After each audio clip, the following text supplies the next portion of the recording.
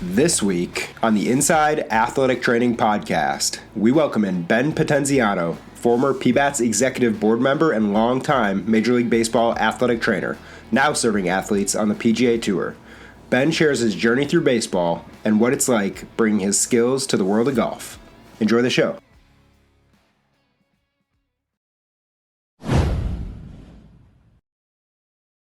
All right, Ben, welcome back to the Inside Athletic Training Podcast. It's great to have you back. As many of our listeners might know, you are our first ever guest for episode 1. So I encourage everybody to get back and check that one out. I want to get started today by hearing about your journey in professional baseball, and then we'll get into kind of your work with the PGA Tour that you're doing now. For the listeners who don't know you, share a bit about how you got a start into professional baseball, and also some of the key stops you made along the way in pro ball. Absolutely. Sam, great to see you. It was always great catching up, and I look forward to catching up with you down the road as well. It all started back, I was a grad assistant at the University of Maine, and not knowing exactly where I was going to go with this, I studied my tail off, got all the experience I could, and then a phone call came from Mark Laton and Stan Conti with the Giants, and Mark Laton went to the University of Maine, so there's the connection with all these as we go, and it's always good to know some people, right? So they were looking for a rookie ball trainer. I interviewed with both of them on the phone. 2 days later, I get a phone call back, get hired. I was graduating that year in May, so the professors there let me finish on spring training, got my degree, went to Arizona, started with the Giants, and I tell you, it was amazing ride, amazing choice. I wasn't sure if I was going to even have the opportunity to get into pro sports, but when it did, I didn't turn back. I didn't look back. I just kept going and landed it on my feet there and learned a great deal with the Giants and worked with some great people. And then in 2004, the opportunity came to be part of the major league staff with the Giants. And that is where you cut your teeth, and I will always have as they said, I left my heart in San Francisco, right? So that's where I did. I mean, I love the city, love the people. Dave Gresham and I still talk to this day, and the people that are still there. And I do miss the city. I miss the people. I always wish them the best. I was fortunate enough to win a championship there with them with a great group of guys. Mm-hmm. So that journey alone will always be in my heart, and I'll embrace that forever. My kids will embrace that we had this opportunity to be part of something that magnificent and that large. And from there, I met Todd Tomzik when he went from Cleveland to the Dodgers, and we became instant friends. And for 5 years, we would always talk, communicate about things, what we're doing, the problems, all the things.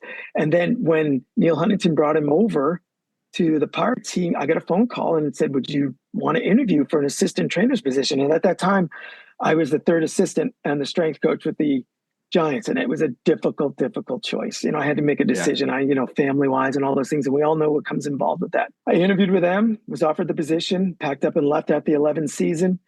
Went over there for the 12th season. Giants win the World Series. Good for them. And then we were cutting our teeth in Pittsburgh, seeing what it was like, and, made some changes. And, I know Neil Huntington was trying to make the changes and things that we needed to do in Pittsburgh. And then lo and behold, 13, 14, and 15, we make the playoffs those years, and which was nice and exciting because, we all believed in we could do it. And it was a myriad of things that brought us all together. And as team and commonality and the right mindset. So that was a great thing. And then as things moved on, changes came after COVID.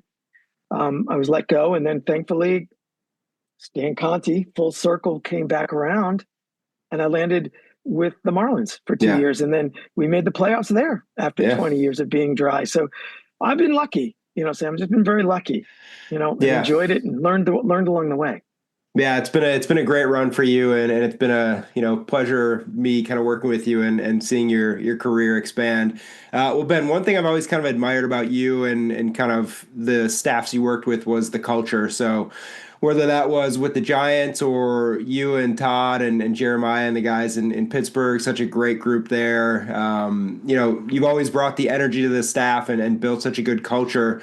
Is that something you kind of always made paramount and most important when you got to a new place, was building culture, camaraderie with the staff, not just showing up every day and doing the task at hand, but really building that into kind of like a family atmosphere at each stop? Those are great points, because that's what we really talk about, is like culture. And everybody talks about culture and what does culture mean to you or to the GM. It's the people.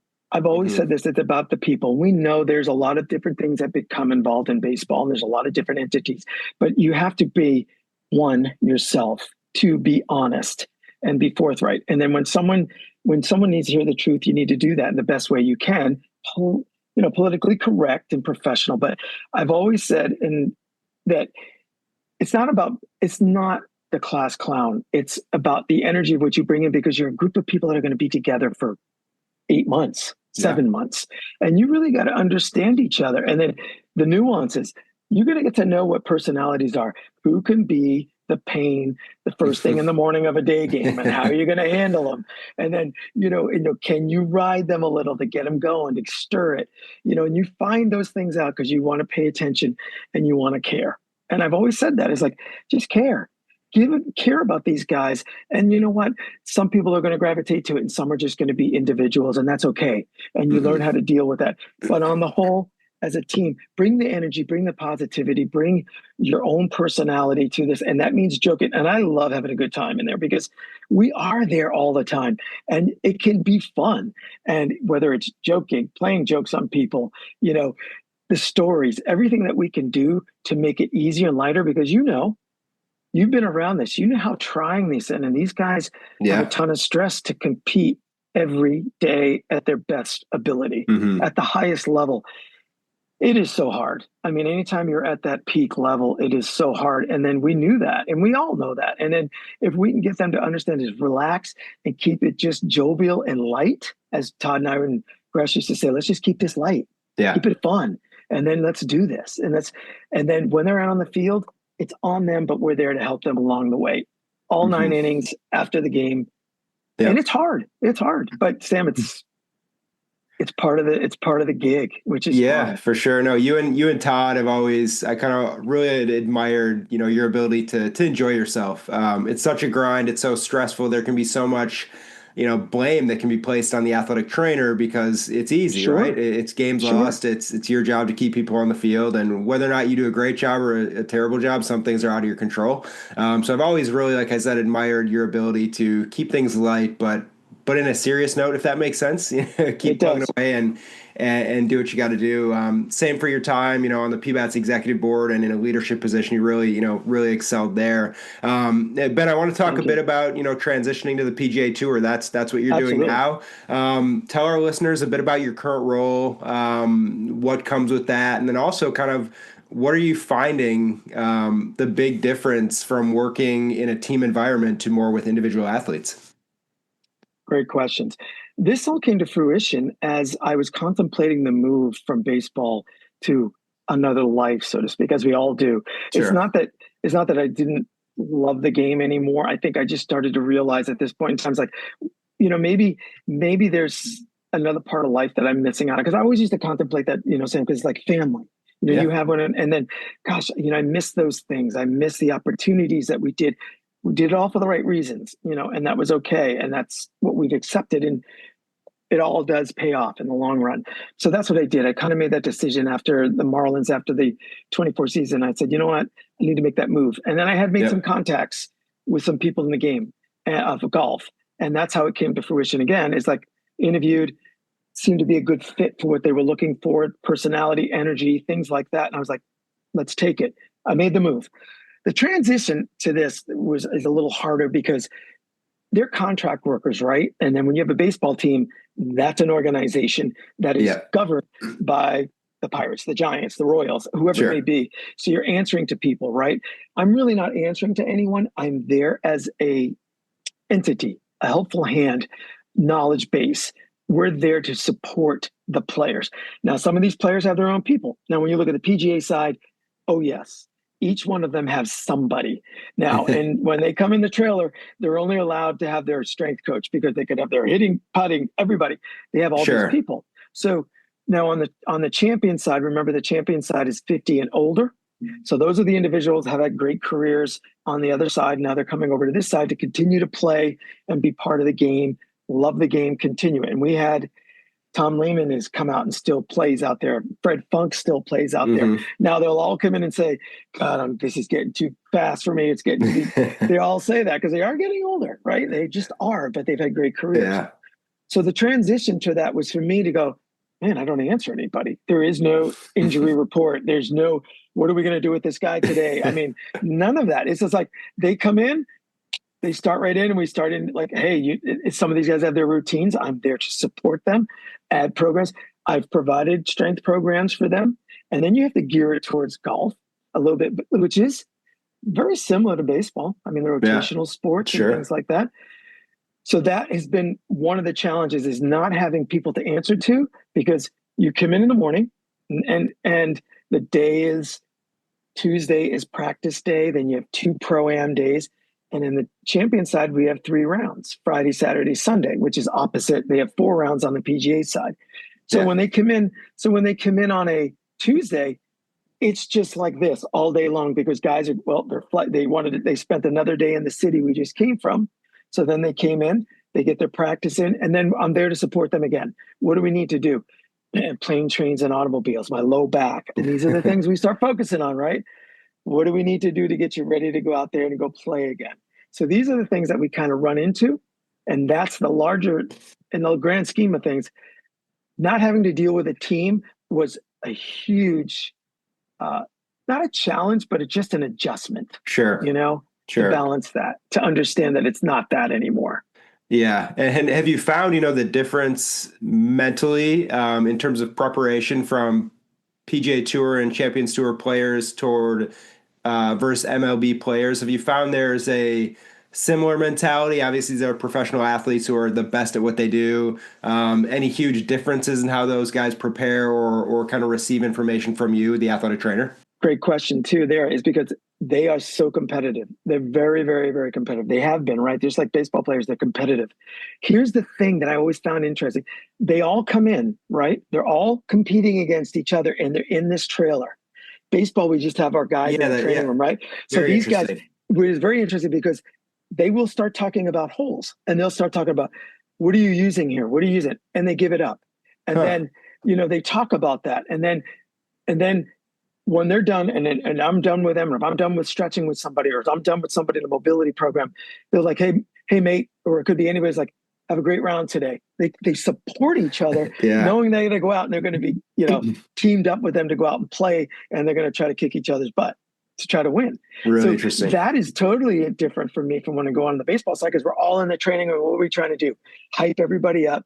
Joking still, keeping it light, got the music going. I got the music going in our trailers. We have music, we have TVs. And, those are the things we kind of focus on. And these guys are very competitive, like I said, Sam. So competitive, which I love. And you can still joke with these guys before they go out to go practice on the range, because they're all laid back. They're still a little laid back, and they're not, they don't come in game face. You're like, we'll just come in and joke and like, anything, could be anything. And then also about where they had dinner last night. It could be so obscure to like, hey, you got to go try this Indian food, or you got to go try this pub down the road. And that's what they talk about. So that's kind of unique. Those two, the nuances from them to the golfers, the baseball, the golfers, is kind of unique that way. Yeah, the competitive advantage kind of in baseball, you're trying to hide things. You have trade secrets you don't want to share. You don't want to share products that are beneficial or this or that. So really interesting to hear you talk about the kind of just friendliness of a golfer, and then they get on the first tee and they're locked in and competitive. That's a cool insight from behind the scenes there. Well, Ben, I know you mentioned travel is so strenuous for a major league athletic trainer. You decades of experience. Buses in the minor leagues, flying every other day, seemingly in Major League Baseball. Tell our listeners a bit about the travel for the tour and kind of what it looks like for you. Share some insight in terms of your kind of yearly calendar on tour. So right now, this year, the 25 season, I was completely on the champion side. Mm-hmm. Now, last year when I first started, I did 26 tours, and that was let's see, I did 15 on the regular and the remainder on the champion. So I was bouncing back and forth from East Coast, West Coast. It was demanding because this is how it works at this level. At this level here, what happens is we have a PGA Tour travel. We look at our schedule, which started, I want to say I started in February. Yes, I started on the West Coast. I was in San Diego, La Jolla, and then I went to Pebble, and then I went to Waste Management in Phoenix. Not bad. Which is crazy, which is not bad. Yeah. Because then you have that massive pro-am at Pebble. It's like, oh, everybody's there. It's like, and it was my first time at Pebble. I'm like, oh my God, this course is amazing. Yeah. It's truly beautiful. La Jolla is nothing to sneeze at either, by the way. You're right on the water. And then you get to Waste Management, and then you got the 16th green, right? Which is the spectacle. And it's kind of fun. So that was my indoctrination into the golf world. It's like, boom, here you go. You got those 3 events. I'm like, huh? Okay. So then you're getting the role of that. So we get our schedule, and then we have to look at our flights. It's no traveling secretary. I'm the traveling secretary. I have to shop for hotels because I get a per diem, right? So now you start shopping for hotels. Like, I'm a Marriott guy now. I'm still, well, I don't know what elite I am now, but it's like, hey, cool. So it's like, I've got 125 nights already, and I still have the remainder of this month, all of September, October, and December yet. So I'm going to have probably 175 nights, right? Or whatever. So we have to make our hotel reservations and the flights we go through. So then we have to look for flights that work best for us, right? So I leave out of Tampa. Okay, how many flights do I got to find that I don't have to jump from 2 cities to get to my one? So you've got to be savvy with that. So you really become savvy doing that. And then you get a rental car at the other side, which they set up as well, which is nice. So then we have that. I get to the city, like, for example, I'll be going to St. Louis on Monday, fly over. Hopefully the trucks will already be there, get the car, drive over to the course. The trailer should be set up, opened, because these are tractor trailer trucks that we work out of. They're quite unique. They're set up quite nicely. So I'll go up, I'll set this thing up. We have everything from their shorts to t-shirts to sneakers. Then we have a treadmill. We have recumbent bikes. We have 2 Pelotons. We have dumbbells. We have the Golf Forevers. We have tubings. We have everything you think you'd really need, kettlebells onto that for these guys to get what they need. And we can do it all in there. So I'll set that up. That's Monday. Then Tuesday is the practice rounds. So normally that's a little later. We could get there at 7:30, open the doors, turn the lights on, music, TVs, go have breakfast real quick, because guys will sporadically start showing up because they'll come in and start just getting ready for their practice round, never play the course, they'll go play. Then the pro-ams will be on Wednesday, Thursdays. We'll have 2 pro-ams, and then Friday, Saturday, Sunday are the rounds start. And then that's when we have our tee times, and that could be open up as early as 6 a.m. Sure. And some morning they could be open up at 9:30, depending on what they have. And then I'll be there through the wave, get everybody ready again. And again, it's the routine of what these guys have, Sam. It's like, what does everybody like? I have a couple players that they want to go through their movements. We'll take them through the movements. They want to get stretched. We want to go through all of that. I have guys that just want just movement, and they'll just do some light band work, go out the door. Okay. Some will go through a full workout and then get a full workout out before they go out. It's very unique how they do these things and how they like it. So I gravitate to what they want that way. Now, very interesting, when it comes to, there's so much time that you spend at the course now, it sounds like. Is there, during, you talked about the preparation for a round. Once everyone is out and off number one for, the Friday round, what does that look like for you? Are you cleaning things up in the trailer? Are you preparing for people to come in afterwards? Do you see a lot of guys after the round for work, or what's kind of like the round starts and you're done, preparing guys? What do you do from there? As soon as they're done and we have the last group that goes out, they usually give themselves, say, an hour before their tee time. So they'll come get their preparation in. Once they're done, I check the schedule. Last guy came in, you get very familiar with who wants when, and then you'll only see how their the timing is and where they sit. So I will clean, organize, get everything together. Look at okay, when is this tee time? All right, normally 4.5 hours. Okay. Then they'll grab a bite to eat. They'll go back to the range. They'll probably hit some balls, and then they'll come. Some not so much. It all depends on who they are. You get to know those individuals. Yeah. Then normally on an average, it's kind of interesting because in baseball, you'll have the relievers will come, the starter will come out, the relievers will come out after the game. Then you've got guys that'll come out. You've got everybody more in tune because that's what we focus. That's what you need to do. Mm-hmm. Some of these guys, which I find very interesting, not all of them will come in afterwards. They will go over to the other side, to the PT or the chiropractor, and get some soft tissue done, which I do over on my side too. I dry needle, I cup, we do Graston, I'll do stretching. Everything that I've had my hands on, I will offer to them as well. And some of them gravitate to that because it gets too busy on the other side. So that's how we basically do that on the daily basis on that side. And Ben, when you're kind of comparing your experience at decades of baseball and kind of the injuries, I know you're not going to see nearly as many upper extremity, shoulder, elbow injuries, maybe in golf, some elbow stuff. How do you compare and the similarities and differences between what injuries you see most, obviously both being rotational sports like you mentioned? What do you see most in golfers? What do you see kind of that you also saw in baseball? And how do you kind of bring your skill set of so much work in baseball over to the golfing side? Great questions. The thing that we've really starting to see more, they are very, very similar on the rotational side of things, but we are seeing a lot of low back injuries. We do. We just really do. Think of it this way, Sam. These guys, they're creatures of habit on both sides. You've got guys that will swing, right? They're going to swing before they go out for BP. They're going to take BP. They're going to have the game. And then they're going to go, God, I'm 0 for 4. There's something wrong. And then they'll go in. Got to get back. Got to get that back. Oh, my hands. Where are my hands, coach? Where's my hands? So it's like all of this. So now you get these guys, they're going to go from playing 18 holes. Either they grabbed a quick bite, then they're going to go back out. And what are they doing? They're going to go out there and hit. They're going to hit. They're going to hit. Now, you know this name, and I'm going to say it, Bernard Langer, which is probably one of the greatest golfers you've probably ever seen. Legendary, as well. Legendary. Which I'm going to tell you how naive I am. I'm like, Bernard Langer, let me think.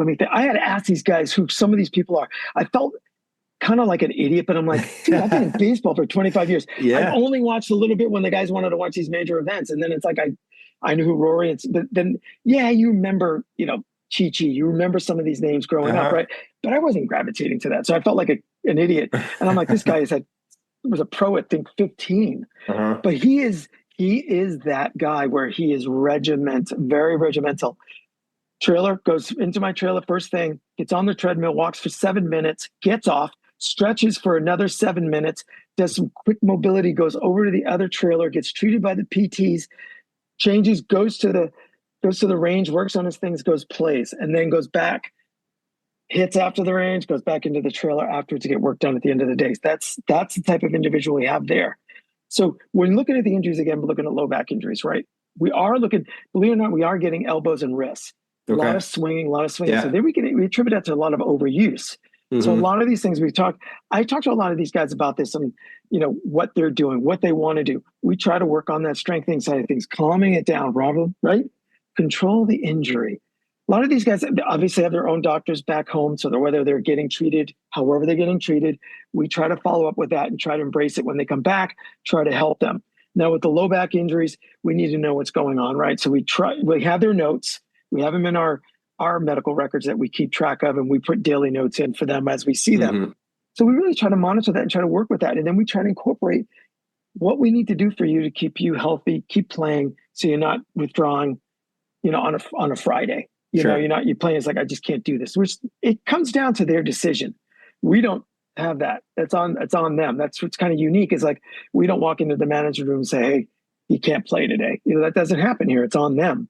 And that's what's interesting about the contractual worker to a team aspect too. That's one thing that, you learn quickly.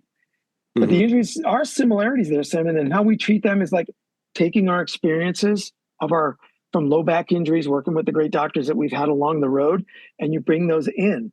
And then golf is very unique, because if you go on Instagram, you'll see so many people out there with their own ideas and things, which are great. But then you've got to work through those things, and players too. Is like, we talk about it, we talk about nutrition, and I push these guys on sleep too, because you travel, we all do this. And I explain to them, like, hey, we've done this with our guys before. We've done these things. I post things in the trailer. So when they're changing or something, they get a minute, there's something to read. And then they'll bring up the question, go, what's this tart cherry juice? Or what's this? And it's like, these are the things we bring up. And then, okay, let's talk about it. They are traveling just as much. And we have guys that are coming, sometimes they're coming from their homeland, like Sweden. Yeah. A couple guys will go back to Sweden and then come back again. So, or some may have to go back to Australia for whatever reason, family reasons, and then come back and play again. And so that makes a whole gamut of things that we're looking at, but the injuries are similar. We're not looking at contusions, broken bones, diving, we're not looking at dislocations and things like that. Sure. And Ben, one thing I'm really interested to hear from you is, on the Champions Tour, obviously 50 plus requirement to play on that tour. You spent a lot of times, in the minor leagues, probably working on a 17, 18-year-old. In the big leagues, probably 20s, 30s, maybe no older than, 40. What's it been like working with older athletes, putting your hands on the body of a weathered man who, has so much experience and the low back is kicking in and, maybe a grandpa picking up grandkids? Like how have you kind of navigated the change from the age of the athlete you're working with? For the record, John Daly has never been in my trailer since I've been out here. And I think you know what he looks like. Oh, yeah. So, it's funny because you look at the majority of the golfers, obviously, they're God bless them. They're doing great. Some of them you're like, gosh, I wish we could take 10 pounds off of you. Sure. But that's that old instinct you have. Yeah. Yeah. It's like, I wish we could do this. I wish we could do some more with you. But you remember you take these individuals, they've been doing this for 40 years. Mm-hmm. So, you embrace that, you embrace what they're looking for, you embrace hey, what are they telling me? And what are they really bringing on to me and saying, listen, I really want to do better at this. I want to get better at this. Okay, so let's add a couple of things. It's the communication again, Sam, and then knowing them and respecting them and knowing that they're not all perfect athletes. They're not going to be, just look at all the athletes out there, Starling Marte or any of those guys that are really kind of really, really specimens and true athletes. There's some out here that are really, really do take it serious and are in great shape. Now you look at the PGA side, a little different, right? They've taken their training to a different level. And these guys even say that, but they're older. It's over 50. And we all know science, as we talk about this too, the science is telling us the more we weight train, the more things that we do for our bodies with increased longevity, help ourselves with our daily living, playing this game longer, So it's quite interesting to see these guys actually gravitate. And they even say, I know I need to do more. Not all of them, because I don't see all of them, right? I bet you right now, I can tell you right now, out of 70, we average between 72 and 78 every tour. I probably have 20, I think I counted it, 26 is a regular amount that come in the trailer. Doesn't sound like a lot, but I take those 26, bring them in, and we're going to do our work because the other ones are doing what they want to do. They are doing things on their own, or they're just getting PT chiropractic work and playing. Yeah. No, just like in baseball, not every guy's going to want to see you. People are going to want to see their guys or maybe not want to do anything. Or, younger guys might be scared to come see you because they don't want the front office to know they're feeling something or how it goes. So, absolutely. One interesting point, you mentioned is being new on the tour, obviously building relationships has to come naturally, which you're fantastic at. We talked to a lot of PBATS members, yourself included, about the early days in minor league baseball or even at the big league level when you get in there and you want to be assertive, you want to make your mark, you want to meet guys and then become, wanting to see you.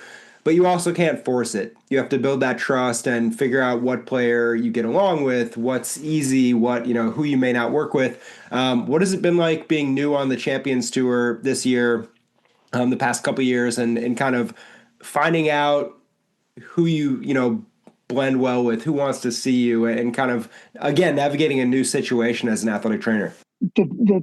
The biggest part, as you said, is like getting in there, they need to get to know you because they were used to Kent Biggerstaff for all those years because he was out there. Now, Kent has obviously cut back to doing a couple events a year. So they knew Biggie, right? So now I come in, I'm the new guy. And basically it's like, I wanted to get to know these guys on a personal level. And then this was here for them. I was going to open that door, obviously, the best way I could, and that was to build relationships. Now, I think, in my opinion, having been in professional baseball, that helped. Because Sure. now I'm saying, okay, you could say this, you have a little clout, right? You've worked with some of the best athletes in the Sure. world and been at the highest level. But I don't flaunt that. It's basically when they said, hey, I heard you were in baseball. Yes. Who were you with? Okay. What was Barry Bonds like? What was it? Then okay, here we go. The door opens up and we can have this conversation. And then we're saying, listen, if there's things that you need, open the door. What do you need? If there's things we got to focus on. And then it took a little time. It took a little time. And then they started to open up. And then when they found out, like, oh, you needle, you grassing, you do all that stuff. I go, well, I got to do that back home and get that. And it's like, well, let's talk about it. Let me know what you're doing. And then that started with the conversation of like, what can we do for you? What have you had done before that works for you? And how can we incorporate that? And then that's how that door opened up a little bit more. Then when someone else sees you, they're like, wow, I didn't know you could do that. And that's what the words that were coming out of their mouth. I'm like, I said, sure. I said, we used to do this. I'm certified. Yeah. I've had this training. I've done this. And you want to reinsure them that, hey guys, this is not something I just learned on YouTube. And so now they're more comfortable with. Yeah. And then you built that relationship more and more and more now. And it kind of just made it easier. And that alone builds the trust, right? And then now they see you more as like one of them. And then we come in and then the relationship build and we have more fun. Yeah. And then it turns into joking and then, we're ribbing and all that good stuff that comes along with that. Sure. And have you found that, a lot of, I know your experience in baseball, I'm sure you guys were watching the Masters and all, baseball players love golf and want to be out there playing and watching in the clubhouse. Have you found the same thing for the reverse and golfers that they want insight, kind of inside baseball news and details from you? And are they interested in the sport? Has that been kind of a common ground for you to get to know a lot of guys on the tour? It's just like that. It's amazing because baseball players want to play golf, and then golfers like, man, how do you hit that? How do you do? What is that? And then it talks and it opens up to this massive conversations. It's exciting because now Lee Janzen, like we talked about, is like Lee is an Orioles fan, true diehard, and he is the savant of baseball because then he'll bring in stats and I'm like, wait a minute, and then we'll start talking about players and we're talking about things that happen there, and then now the division, and now we're getting into the playoff, close to the playoffs, and who's going to get in. So it's really great that you can bring these both together because these guys love baseball. They really do. Majority of these guys will talk baseball, and they love their football too. But they really love baseball because they find and know how difficult it is. Yeah. And baseball players know how difficult it is as well. And they love to play it, and there's some really good baseball players. So I really enjoyed it that way too because it's been fun. It's been fun for me because then we could talk about it, embrace it. And we talk about, hey, the game itself and all the things that go involved with that. And then it's been a good time with that. Because then also with the Aussies, I'll give you an example. I'm learning about rugby and Australian rules football because they have it on TV and they're like, hey, while we're in here working out, let me see this. So then I'm learning about this and then they're learning about baseball. And like Stuart Appleby understands the game, but doesn't understand certain things that happen during the game. Why did this happen? Why didn't he do this? So it's great to just sit there and explain it. Keeps my juices flowing too. It keeps it exciting for me. Yeah, that's great. And kind of, Ben, as you reflect on your career in baseball and now, a new career in golf, is there if there are people out there looking to kind of move between different sports as an athletic trainer, is there a certain skill set for yourself? I know it's going to be different for everybody, but for you personally, that has been most transferable from a big league clubhouse to working with PGA Tour and Champions Tour players? I think, again, the biggest thing, the transition wise, is obviously if you want to go into something different, or if you've been in one and you want to look into the other thing, be persistent with it, make your connections, talk to people, find out about those things. And again, be honest about who you are, what you want to do, and be who you want to be. Be that person. I've always said that the honesty is the key to this. And we want people to be who they are, right? So to make that transition, really pursue it, ask the questions, ask, would that fit for me? So you really go out and explore it. Go talk to those people, talk to myself or talk to someone else that out in the field that has worked it. And find out what the nuances are. Find out what the pros and cons are. Is the travel that drastic? Is it so much different? You really want to try to explore those things, Sam, in my opinion, and be true to yourself. and be true to the people that you're trying to explore and get into different options with. Yeah. And to wrap up, Ben, a lot of our listeners are younger athletic trainers, a lot of them students looking to break into professional sports, whether that's baseball or golf or anything for that matter. You're kind of living proof that you can make a transition from athletic training at the highest level in one sport to another. When you kind of look at younger athletic trainers, do you recommend that everybody get a ton of experience in, a single sport, or do, work if you're in college, work in golf and gymnastics? How important it is for younger athletic trainers to kind of get their hands in different sports as they're coming up as professionals? I was fortunate, obviously, going to the University of Maine. Obviously, it's a D1 school, but, 12,000 students. Yeah. I was fortunate. I was able to cover, basketball, football, women's soccer. I did 3. And it was that, I think, is beneficial because look what you're seeing. All these different injuries you're actually working with, and female population, male population. I was thrown into the fire, which was awesome because you had to move on your feet. You had to think quickly. You had to ask questions. We don't all have the answers. Kids, remember that. Students out there trying to work your way in, you're not going to have all the answers. Don't be afraid to ask the questions, and pursue those things. If you want to pursue baseball, sure, I think you're going to have to channel and work and talk to those people that work in baseball. But while you're getting your feet wet, get the experience at all the levels, at all the sports. And if you're a student, you're going to go to at a college, and then you're going to do an outreach program. Yes, you're going to work at a high school setting. You're going to see more injuries there, different athletes, But I've always said the more experience you can gather, the better off you can be to set yourself up for another opportunity that could come in front of you. And again, be honest, be truthful, and be yourself. Yeah, that's great advice. And also, for everyone out there, you mentioned Kent Biggerstaff, and I know Adam Navala, former with the Angels, working in golf. Yes. And I know the relationships are key and hugely important, and you've been a testament to that. Well, Ben, thanks so much for coming back on the show. We'll always appreciate you being our first guest ever here on Inside Athletic Training. And now today, always great catching up with you, and wish you best luck the rest of the season. Thank you very much. Great seeing you.